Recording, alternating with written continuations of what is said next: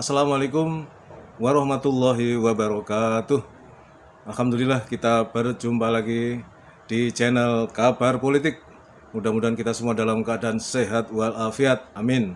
Teman-teman sekalian, saya sungguh merasa gembira dan semakin bersemangat karena dari 6 konten karena baru 6 konten itu yang saya buat di channel Kabar Politik ini. 3 channel sudah tembus angka ribuan ya. Jadi bukan puluhan, bukan ratusan tapi ribuan. Satu channel tertinggi mencapai 2.600, kemudian berikutnya 2.300 dan yang satu 1.000. Yang satunya lagi sudah menjelang 1.000. Yang satu baru merangkak sekitar 300 ya. Jadi buat saya itu merupakan kabar yang sangat menggembirakan ya. Terima kasih atas respon dari teman-teman sekalian. Kemudian jumlah subscribernya pun juga naik cukup signifikan ya. Di awal pertama saya membuat konten itu jumlah subscribernya itu 1.530 begitu ya. Sekarang sudah 1.600-an lebih. Berarti selama saya membuat konten 6 konten itu ada penambahan sekitar 70 subscriber. Itu juga cukup dahsyat ya. Karena organik ya istilahnya, itu orisinil ya, subscriber yang memang sukarela subscribe terhadap channel saya. Alhamdulillah. Dan oleh karena itu bagi yang belum subscribe silahkan subscribe dulu ya teman-teman, dan jangan lupa dudul tombol loncengnya supaya kalian dapat notifikasi dari channel saya setiap ada konten baru. Oke teman-teman, saya sudah menyiapkan beberapa bahan, mudah-mudahan bisa menghibur kita semua. Hiburan politik angkringan ya, kaki lima, murah meriah tetapi bikin ketagihan. Oke, kita lanjut. Saya mengawali dari status Om Wan Al Ibrahim Stan Salara ya. Jadi saya sering pakai status beliau karena statusnya menarik bagus ya. Jadi saya pakai untuk sumber konten saya. Beliau menulis merasa konyol ya terhadap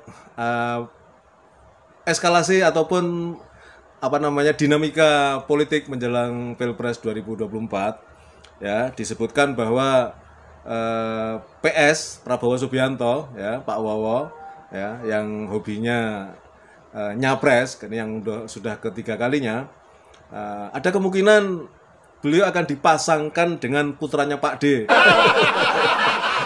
yaitu si Gibran ya. Jadi peluang Gibran maju menjadi calon wakil presiden diusahakan agar tetap terbuka lebar ya. PSI ya, Partai Solidaritas Indonesia, sedang memperjuangkan batas usia minimal capres-cawapres menjadi 35 tahun ke Mahkamah Konstitusi. Ini sebuah perkembangan yang luar biasa teman-teman ya. Jadi makin terbukti bahwa Pak D itu benar-benar menerapkan jurus KKN meskipun tidak diakui dengan alasan kartu keluarganya sudah terpisah. Jadi sebuah dagelan politik yang luar biasa. Oke, berikutnya saya ambil status dari Bung Rudy Raze ya, dengan narasi yang cukup panjang, ingin mengungkapkan bagaimana pengamatan beliau terhadap dinamika politik menjelang Pilpres 2024 ini. Beliau menulis, dengan elegan dan bermartabat, apel siaga perubahan dan perbaikan untuk Indonesia yang pada beberapa hari yang lalu digelar di GBK dapat membungkam hati, pikiran, dan mulut-mulut busuk orang-orang yang mengatakan KPP ya, Koalisi Perubahan untuk Perbaikan, bubar. Pak Anies Baswedan dikatakan mereka gagal nyapres. Biarkan mereka dengan pikiran dan sikap-sikap kedunguannya dan kampungan itu. Mungkin itu cara mereka mencari bahagia, yang dengan bangganya bermain dengan video dan foto editan yang dibumbui dengan opini dan asumsi sesat menyesatkan, dan tak ketinggalan ngetek kawan-kawan segerombolannya ya. Mereka masih berkutat di situ, sedang kita terus melaju dengan cara-cara elegan dan bermartabat dalam berjuang. Ya, teman-teman, beberapa hari yang lalu di Gelora Bung Karno diadakan apel siaga yang luar biasa ya, penuh sesak ya, untuk meneguhkan koalisi perubahan untuk perbaikan ya, yang mengusung Anies Baswedan. Tetapi tentu saja ya, sebaik apapun sesuatu pasti ada yang pro dan kontra. Jadi yang kontra yang nggak suka ya nyinyir ya dengan mengatakan yang serba negatif, bahkan kemudian membuat editan-editan baik foto maupun video yang menyesatkan. Ya ini tentu saja sebenarnya tidak perlu terjadi, tapi ya sudah sejak 2014 minimal ya, hal-hal yang demikian kemudian menjadi lumrah dari semua kubu ya, karena ini dalam konteks information warfare. Saya kebetulan menjadi pengajar ya untuk perang informasi. Memang demikian ya. Jadi ya apa boleh buat. Ini adalah bagian dari dinamika politik yang semakin memanas menuju Pilpres 2024. Berikutnya saya mencomot status dari Hanirus ya, dengan caption akhirnya demo benar-benar crazy ya. Jadi ini pelesetan demokrasi itu dalam faktanya menjadi demokrasi, demo kegilaan. Apa yang terjadi? Ya, ini dari portal Demokrasi News ya. Baru dikabarkan Golkar bakal dukung Anies. Hari ini Menko Erlangga, Ketua Umum Golkar, diperiksa Kejagung soal CPO, korupsi CPO ya. Minyak mentah sawit ya, yang konon melibatkan Erlangga, Ketua Umum Golkar, yang di kabinet Jokowi sebagai Menteri Koordinator bidang bidang ekonomi ya.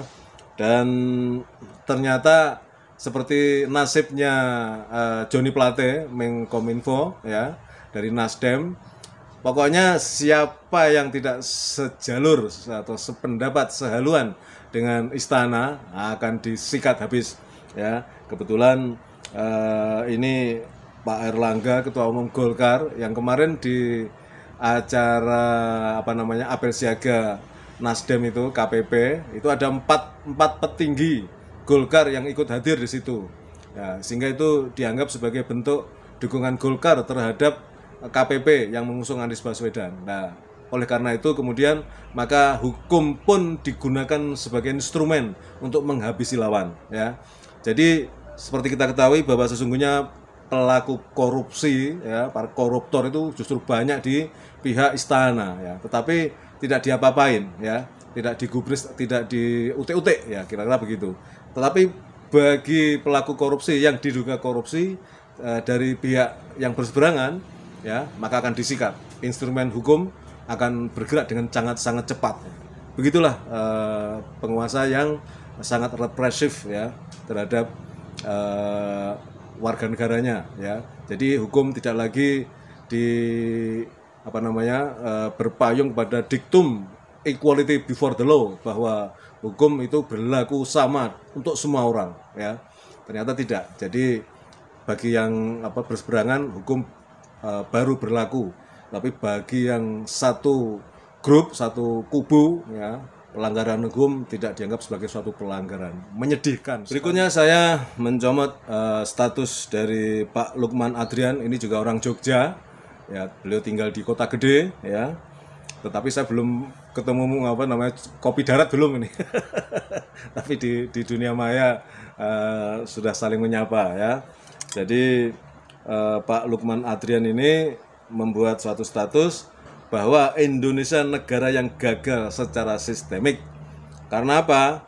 Bayangkan, biaya kesehatan 176,7 triliun, sedangkan bunga hutang, kita tahu hutang kita ribuan triliun ya, ribuan triliun. Bunga hutang saja itu 386,3 triliun. Ini sumber dari APBN 2022. Dan menurut Sekjen PBB Antonio Guterres, negara yang bunga hutangnya melebihi anggaran kesehatannya adalah negara yang gagal secara sistemik.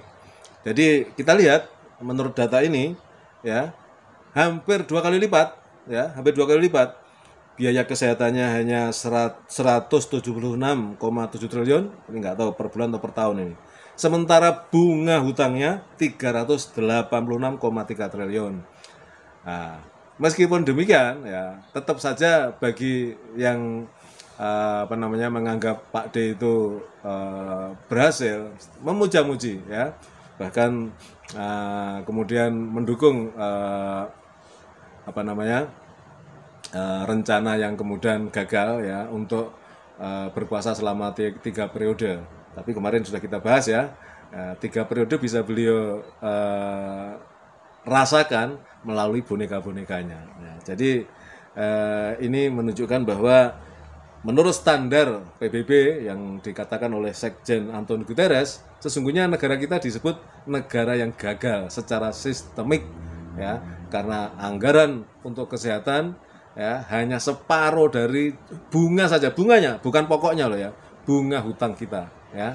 Menyedihkan. Berikutnya saya kembali mengutip dari Pak D. Onel Wong Yogyo, priyayi Jogja, karena beliau ini statusnya sering singkat tetapi mak jeleb gitulah kira-kira ya, istilahnya tuh mak jeleb. Di dunia ini ada 3 hal yang sangat membahayakan bangsa ya. 1, orang yang tidak punya akhlak tapi banyak penghargaan. Nah ya kan, ini silahkan kalian yang mengikuti perkembangan politik negeri ini yang terakhir-terakhir, yang belakangan ini, pasti akan langsung bisa paham apa maksudnya ini ya. Jadi yang pertama ya, orang yang tidak punya akhlak tapi banyak penghargaan. Nah ya kan. Kemudian yang kedua, orang yang tidak punya kapabilitas, kemampuan ya, dan gak bisa bekerja tapi punya kedudukan tinggi ya kan. Nah ini yang terjadi di negara Konoha ya. Yang ketiga, orang yang tidak punya prestasi tapi punya gaji tinggi ya. Ini yang membuat kita merasa sebagai rakyat ya, yang membayar pajak seolah-olah ya nggak rela gitu ya, bayar pajak tetapi kemudian hanya untuk menggaji orang-orang yang sebetulnya tidak punya prestasi ya, pah-poh gitu kalau orang Jawa bilang ya, nggak ngerti ya, dia direkrut, diangkat jadi pejabat dengan gaji tinggi ya. Jadi Pak Dionel ini mengingatkan 3 hal yang sangat membahayakan negara atau bangsa itu tadi ya. Saya ulangi, yang pertama, orang yang tidak punya akhlak tapi banyak penghargaan. Nggak punya akhlak ya, rusak sebetulnya dia, tapi dikasih penghargaan, dia itu berprestasi, kategori ini menang, ini kategori menang, dan seterusnya. Silahkan tebak. Yang kedua, orang yang tidak punya kapabilitas ya, dan nggak bisa bekerja tapi punya kedudukan tinggi. Ini contohnya sangat mencolok ini ya. Dan kemudian yang ketiga, orang yang tidak punya prestasi tapi punya gaji tinggi ya. Oke teman-teman, yang terakhir saya ingin mengutip status dari Pak Wan Al Ibrahim Stan Salara ya. Dan ini untuk menunjukkan betapa penguasa berbuat zalim kepada siapapun ya yang kemudian berseberangan. Salah satu contoh adalah Pak Surya Paloh. Pak Surya Paloh ini, Pak Brewo ini sekian lama bersekutu dengan Pak D, dengan kekuasaan, dengan istana. Tapi begitu dia membelot, dia kemudian membuat manuver sendiri, ya kan, berseberangan karena kemudian memilih Anies Baswedan sebagai capres.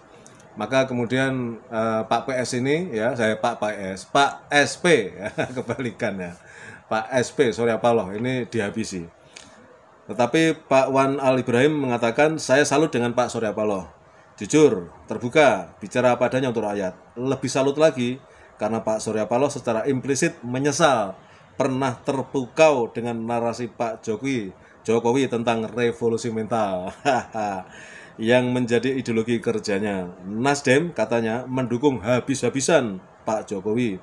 Hasilnya jauh panggang dari api. Bisnis Surya Paloh semua diserang. Iklan-iklan metro dari BUMN dan korporasi pro pemerintah ditarik. Proyek-proyek yang ada hubungan dengan Surya Paloh Group dikurangi atau dibatalkan. Pembiayaan dari bank-bank BUMN dibatalkan. Semua adalah upaya untuk menggagalkan pencapresan Anies Rashid Baswedan. Termasuk serangan politik di kasus BTS John Plate ya. Jadi inilah resiko orang sosok yang berseberangan ya, yang membelot dari persekutuan dengan Pak D ya, disikat ya. Ini di level elit, di level rakyat kroco ya, itu tadi banyak yang diciduk ya, kemudian diadili, dipenjara dan seterusnya. Inilah ciri-ciri negara yang represif, yang kemudian tidak mau dikontrol oleh rakyat ya, tidak mau ada orang yang berbeda pendapat, semua harus satu pendapat. Ini ciri-ciri negara ya, yang sering dikatakan orang di negara-negara komunis ya, nggak boleh ada suara yang berbeda ya. Baik teman-teman, saya kira itu yang bisa saya sampaikan pada kesempatan ini. Terus dukung channel Kabar Politik. Dan bagi kalian yang mungkin tidak segaluan dengan saya, dengan pendapat saya, silahkan ya. Komen kalian apapun nggak ada masalah, silahkan ya. Kalian kemudian katanya membatalkan tidak jadi subscribe, ya nggak apa-apa, silahkan ya. Pokoknya ini buat saya adalah free market ideas ya. Jadi pasar bebas ide. Kita bisa mengemukakan pendapat kita masing-masing, sikap kita masing-masing. Terima kasih. Assalamualaikum warahmatullahi wabarakatuh.